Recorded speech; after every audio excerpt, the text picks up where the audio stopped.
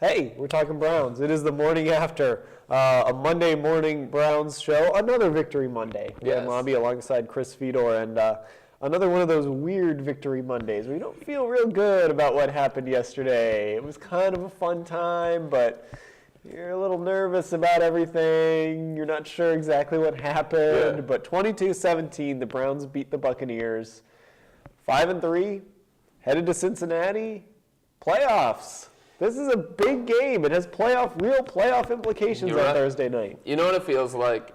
The Browns have been so bad for so long. It's like you can relate to this because you have kids. If you have a child that's really bad in school and they consistently get C's and D's and then they come home with a B, it's not an A, but you toss that baby on the fridge because it's so much better than what usually comes home. That's what it kind of feels like with the Browns at this point. They have beaten the Buccaneers, the Raiders. They lost to the Jaguars. They beat the Steelers.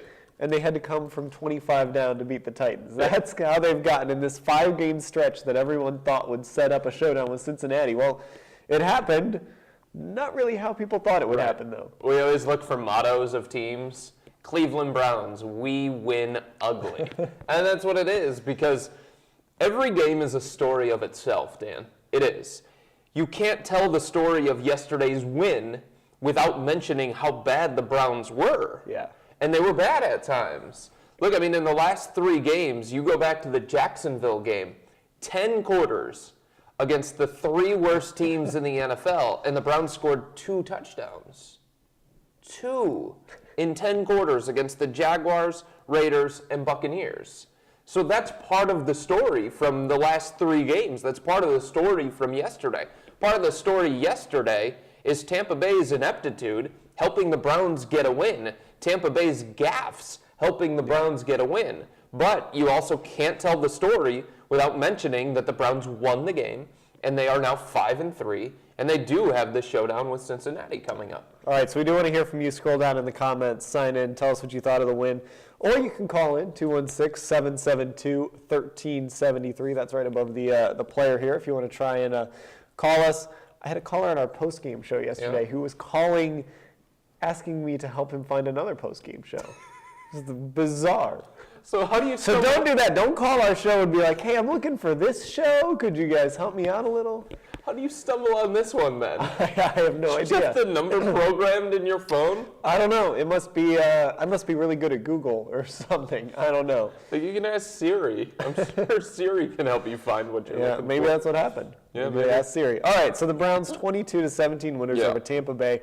We're going to do game balls. We're going to do some grades. We're going to see where Chris Fedor is. Well, he's not even on the Hoyer train anymore as of last week. He was at the station. And I'm looking for a taxi. I don't think yesterday did anything to change that.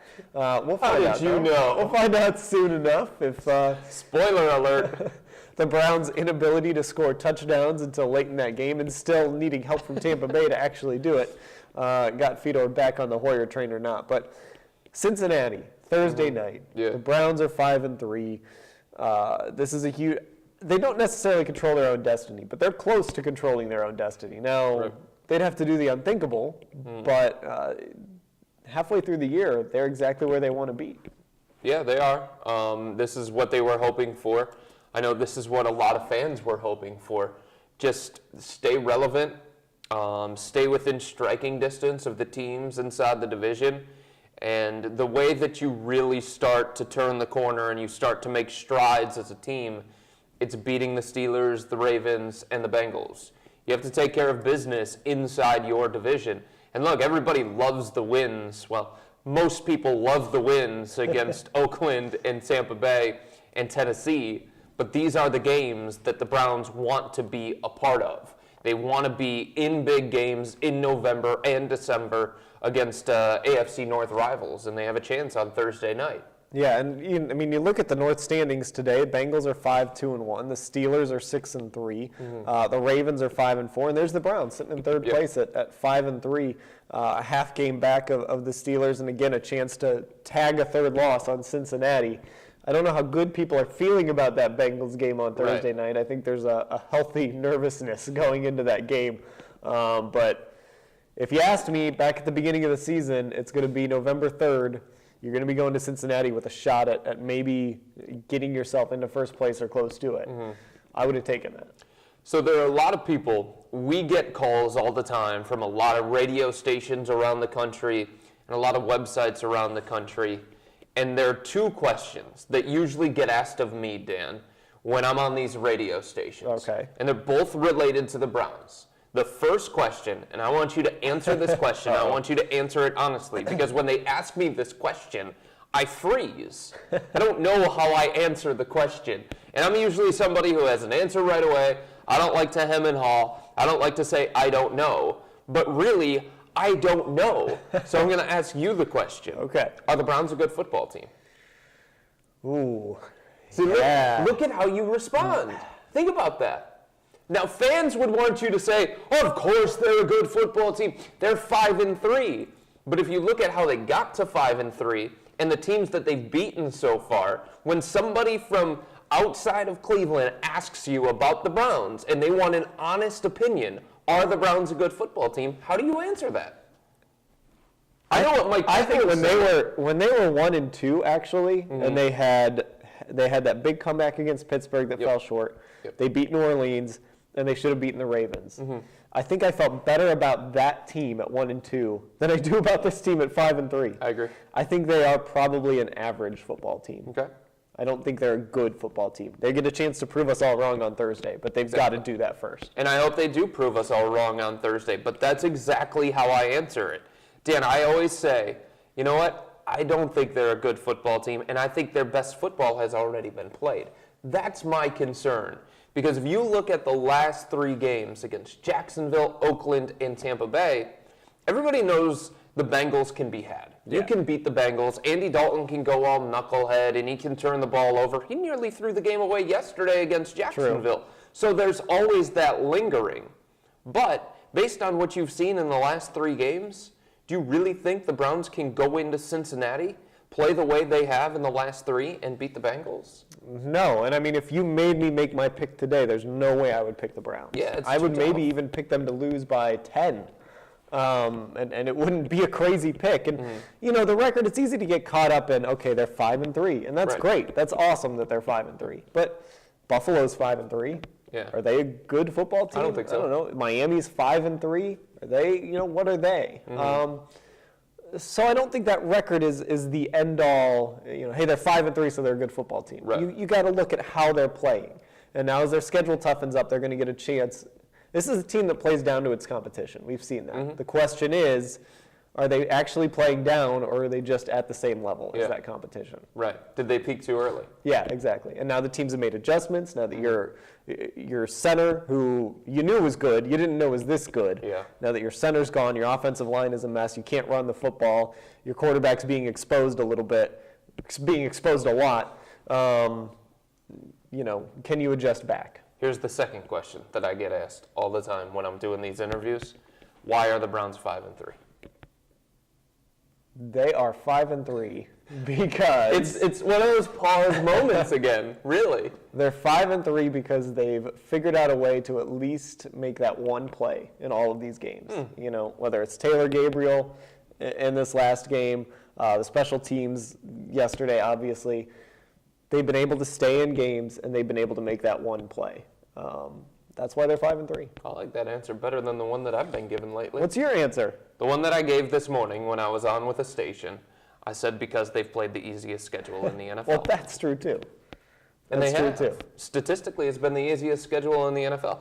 Look, I mean, 3 of their wins have come against teams with a combined 3 wins. You know, Tennessee's got 2, and Tampa Bay's got 1. So when I think this team, and I think this season, why are the Browns 5-3? Because they've had an easy road. Yeah. But I like your answer, and I think that's important. And I don't think that can be overlooked because not every team in this situation is going to come up and make that game-winning play or that game-changing play. And look, the Browns have been in Tampa's shoes so many times in the past. Tampa Bay yesterday, they threw away opportunity after opportunity after opportunity. They're in a defense that is designed to not allow a wide receiver to get beyond the last defender. What happens? Taylor Gabriel gets 5 yards beyond the last defender. Tampa Bay's got second down and one. Second down and one, the 2-minute warning's coming up. Instead of just quick snapping and picking up that first down or handing the ball off during one of the next 3 plays, they throw over and over and over again, and they don't pick up 1 yard. So those are the things that the Browns have done in the past. You're absolutely right. They've had the field goals blocked. They've muffed the punts. But so far, en route to 5-3, they've come up with turning plays. Yeah. Yesterday was another example. Yeah, I mean the last 2 weeks really. Look at Dante Whitner. You can pick. Yeah, you had the Whitner play where Hayden came away with. Well, Hayden tipped it to Whitner. You had Billy Wynn hurdling guys to block a kick. Against Oakland, you had Whitner forcing the fumble. That's right. That ended up in the hands of Joe Hayden. That's right. Taylor Gabriel running free, and Brian Hoyer finds him. They are finding a way to make these plays. They're resilient enough. Block punt. To make these. Yeah, exactly. Which actually wasn't a blocked punt for some reason. What? Did you know that? No. It actually was not a blocked punt. What was it? It was a deflection, and the ball crossed the line of scrimmage. So technically, it was not a blocked punt. They clarified this for everyone. Really? Sitting in the press box, that it was not a blocked punt. Wow. Okay. Well, it was a turning point of the game. It was a blocked so we'll punt. just mark it down as that, I guess. Yeah. So, it's those little plays. Now, the question is, and where you start to wonder if this team is for real, are they going to be able to hang around in Cincinnati long enough to make that one play? Right. And moving forward in the schedule against the Texans, against the Panthers, when they play the Ravens again, are they going to be able to hang around in those games long enough to make that one play? And even against Baltimore the first time, That's right. they didn't make that one play. That's They right. just needed to complete one pass. And I think that's a legitimate question. I think that's the question that so many people are asking themselves today. It doesn't mean that somebody is upset with the win.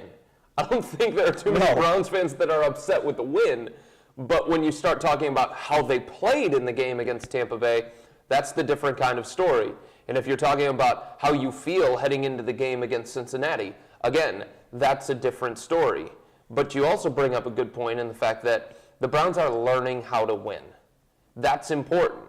You get tested in these games against Tennessee and Tampa Bay and Oakland so that you're ready for the Bengals. And the Bengals are a step up from all of those teams. Everybody understands that. Yeah. The Houston Texans later in the schedule, a step up from all those other teams. But if this team starts to believe in crunch time they can make plays with the game on the line, they have that confidence late in games, that's going to help them when they do play against the Bengals. Again, they can't play the way they did yesterday against Tampa Bay and beat the Bengals, but they're learning how to win games now so that if they're in that position against a better team, maybe they believe again.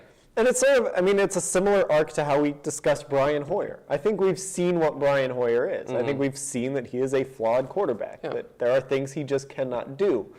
But we can have that discussion without saying, well, you got to go start Johnny Manziel. That's exactly right. That's exactly right. You can talk about Brian Hoyer long term. Sure. Okay, he's not the answer. He's not your franchise quarterback. But then there's the short-term prospect too, which is he's your best quarterback right now, and he's figuring out a way to win games. You're absolutely right. And that's what it's coming down to, too, at the end. Brian Hoyer, he doesn't look rattled. He doesn't look shaken. He looks like, okay, guys, let's go. Come on. We're going to make this play. Yeah. It's going to happen. And it seems like the team looks at Brian and says, you know what, Six, you probably are going to go out there and make that play.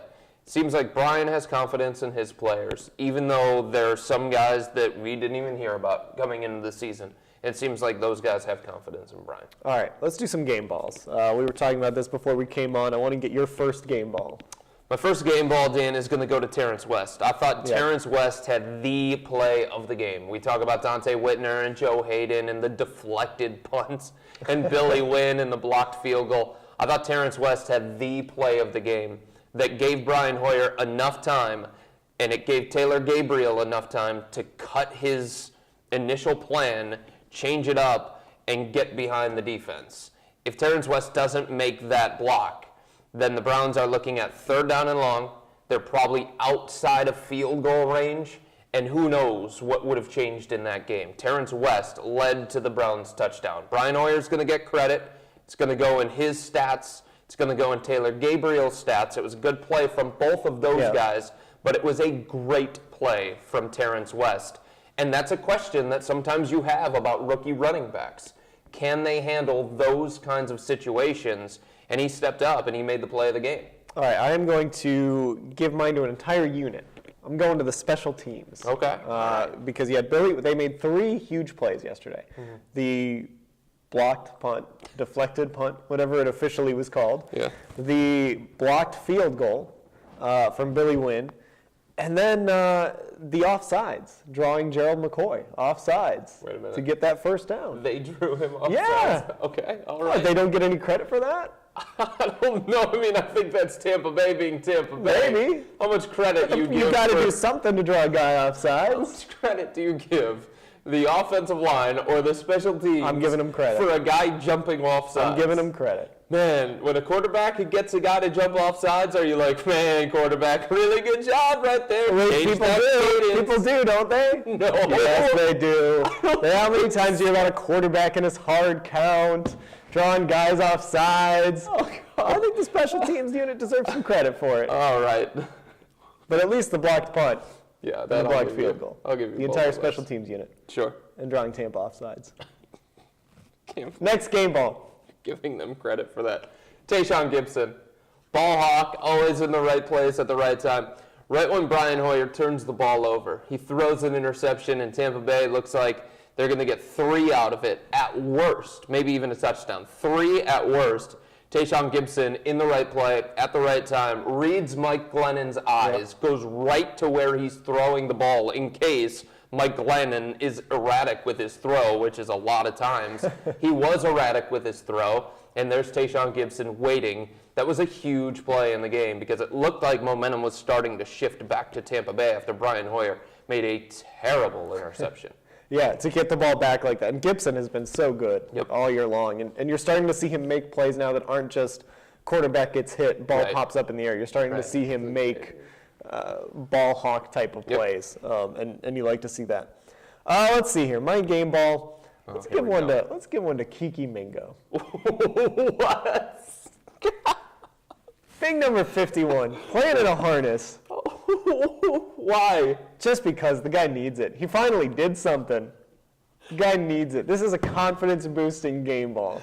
Because he finally, number 51, you actually noticed him out there. So for not missing a tackle, for not, whiffing in coverage, we're going to give one to Kiki. So because confidence booster. Because the announce team, for the first time, actually had to point down at their flip chart and point out number 51 and say Barkevius Mingo's name in a positive way. You're giving him a game ball. Yeah, let's give him a game ball. Confidence booster. Did he have a sack? He had a sack, right? Did he get credited for the sack? That's what he needs. And he ran Mike Glennon out of it. This is like positive reinforcement. Wow. This is like trying to get him to understand that you did good things. Go do more good things. You know, you could have picked Miles Austin. Could have. Who once again had some big-time catches. Every game he makes at least one catch. Yes. That's enormous. In big spots, too, with the defender. I could have picked Dante Whitner. You could have. Could have. That would have been a better pick. But he doesn't need the positive reinforcement like my guy Kiki does. You could have picked Taylor Gabriel. Could have. Love Taylor Gabriel. Making plays. I've been a big fan of Gabriel since camp. You picked Kiki Mingo. Yeah. Positive reinforcement. Because the announcers had to say his name for the first time positive reinforcement. in a long time. He's getting one of those bones on his collar this week. No, he's not. Is he? He might. Oh, my He got a sack. Wow. You know, I pointed him out on Twitter. I said, Mingo, he made a play. See? But game ball and pointing out on Twitter, two different things. Positive reinforcement. Since you're giving out crazy game balls, I'm going to give one to Taylor Gabriel. All right, you can give one to my guy Gabriel. Undrafted free agent. So many people have made fun of the Browns receivers. Oh, they're all 5'7", they're 5'8". They can't jump. They're too little. Look at what Brian Hoyer's throwing to. Andrew Hawkins making plays on a weekly basis. He was banged up yesterday, too. We took some shots. By the way, why? Well, yeah. Because Brian Hoyer got him killed, same way he got Jordan Cameron killed. Miles Austin making plays. Everybody on this receiving corps is stepping up and making plays, and Taylor Gabriel's one of them. Has he dropped a pass this year? Ooh, I can't think of a remember time one. that he's been targeted and he's dropped a pass. It seems like every time they throw to him, he's making a play. He's catching it. And that was a heck of a play by him, realizing his quarterback was scrambling around and his quarterback had time. You know what? I'm going to break off my route. I'm supposed to do this, but I'm going to improvise and I'm going to do this. Got behind the defense, and he made a play. Game-winning touchdown. I mean, you know, I'll say this. I'm not out at Berea every day, but when I have been out there, it's interesting. I always kind of see Brian Hoyer and Taylor Gabriel kind of walking off the field together towards the end of practice. And obviously, we don't see all of practice. We don't see what goes on behind the scenes. But it is always interesting to kind of see those two guys, the chemistry that they've developed. And every time that Taylor Gabriel has a big game, or Andrew Hawkins has a big game, or Miles Austin makes a big catch, and this team wins another game, that receiving core is getting them that much closer to Josh Gordon coming back and still being in the race. Yeah, and then you start to wonder, and this is a great problem to have, Dan. It's probably not something that we would have been talking about at the beginning of the season, but when Josh Gordon comes back, that means somebody has to come off the field. Yeah. You recognize that, right? Oh, of course. So the question is, who comes off the field? Yeah, that's a, like you said, it's a good problem to have. And, I think Travis Benjamin probably falls victim there. Sure. I think, unfortunately, maybe Taylor Gabriel loses some reps. I don't know. It depends what they want to do, because obviously you're going to have the size of Josh Gordon. Right. Andrew Hawkins isn't going anywhere. Right. So maybe Gabriel becomes the odd man out as well. Miles Austin probably sacrifices something too, because he hasn't been that big play receiver that Gabriel and Hawkins have been.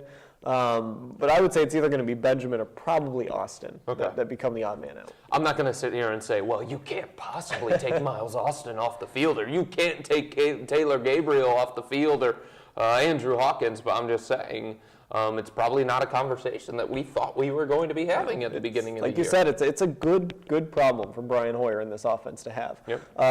You know what? I am going to give Whitner a game ball too. Oh, that's nice. Yeah, because that's 2 games in a row where the guy has really shown up, made big plays. Okay. And I think prior to these last 2 games, everybody was kind of like, "Where's Dante Whitner? I don't remember anything he's done since he knocked some dude out in Detroit in the preseason." So Whitner has shown up big the last 2 games, and I think that goes hand in hand with this defense, which, by the way, and again, maybe it's because the teams they're playing aren't very good, but they have kept this team in games. They've given up a ton of yards, but they've forced turnovers. They've kept this team in games. You even go back to Jacksonville. Yeah. The Browns were in that football game right up until the end when Jacksonville kind of opened it up late. And the defense deserves credit for that. Right, even this one against Tampa Bay, Vincent Jackson had a ton of catches and a ton of yards. Yeah. Mike Evans had a ton of catches and a ton of yards. That is going to happen a lot.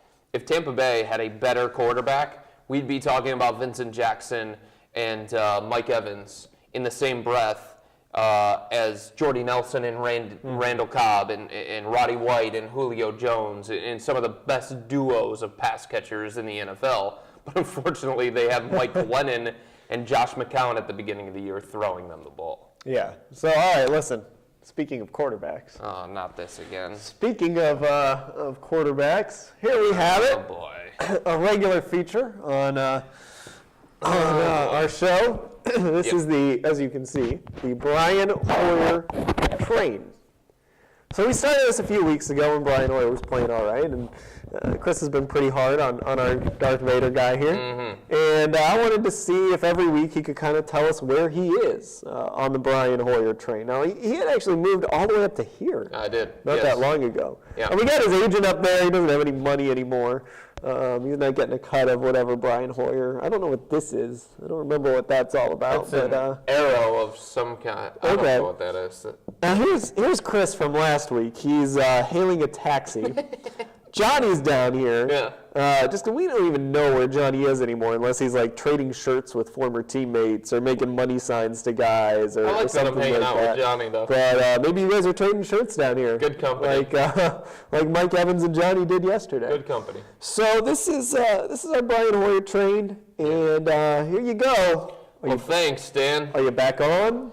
No, I'm back not here? back on. Where am I? You're right here. I'm not the one with the 2. You got a purple arm for I some do. reason. Well, we ran out of blue.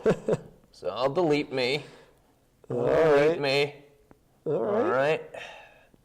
And is Colt McCoy around? No, I don't see Colt. I don't see Colt. I want to go get Colt. I don't see Brandon Whedon anywhere.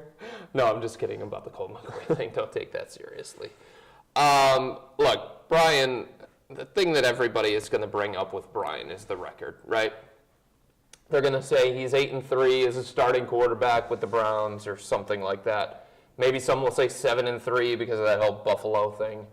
Other people will say, hey, look, he's 5-3 this year. He's winning games. Wins all that matter. I don't think so. I think how a guy performs, how a guy plays is what matters.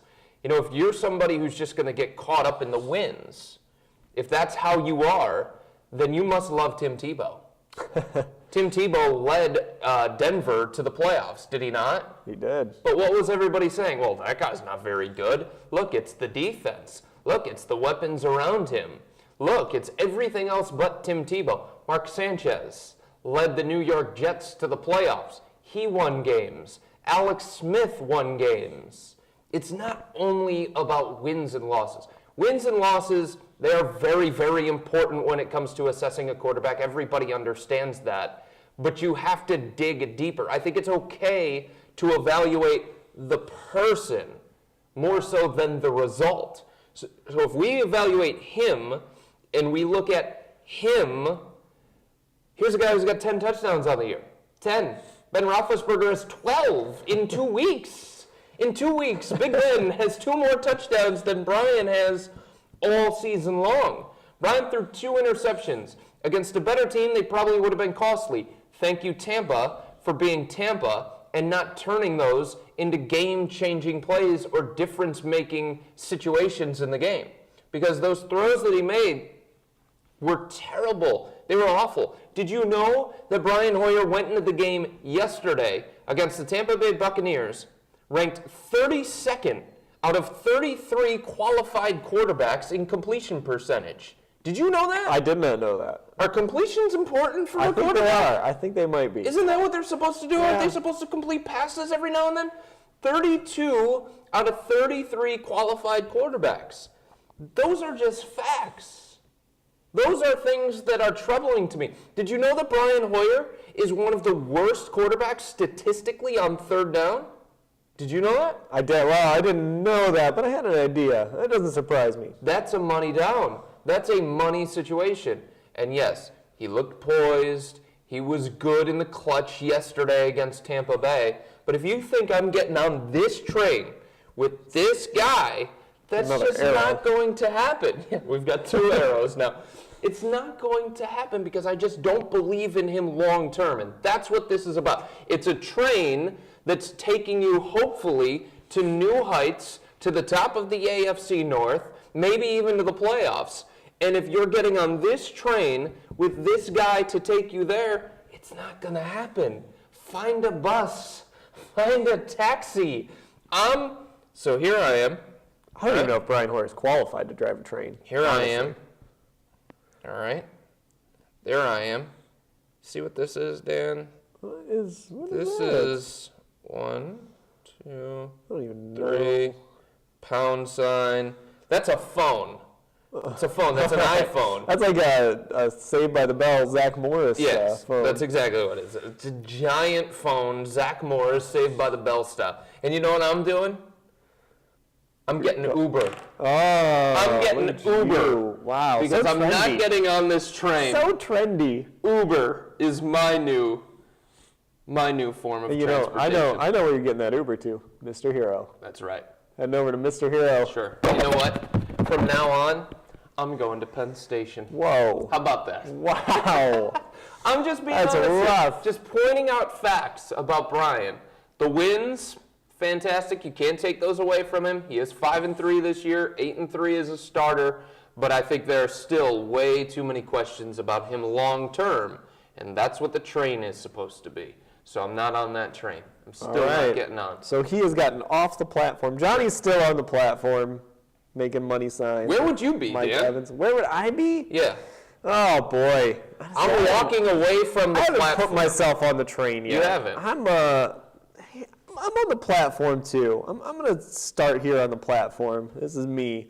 Okay. I'm saying to Brian, all right, show me what you got Thursday night. Yep, that's important. You play a big game Thursday night, you make plays that win that game, Yep. I'll get on the train. That's right. I'll ride along with you. But you play like you did against Tampa or Oakland or Jacksonville. Yes. I'm probably going to split a fare with the Uber. I think the other thing that's important here is when you evaluate a quarterback, you look at who he's performing against.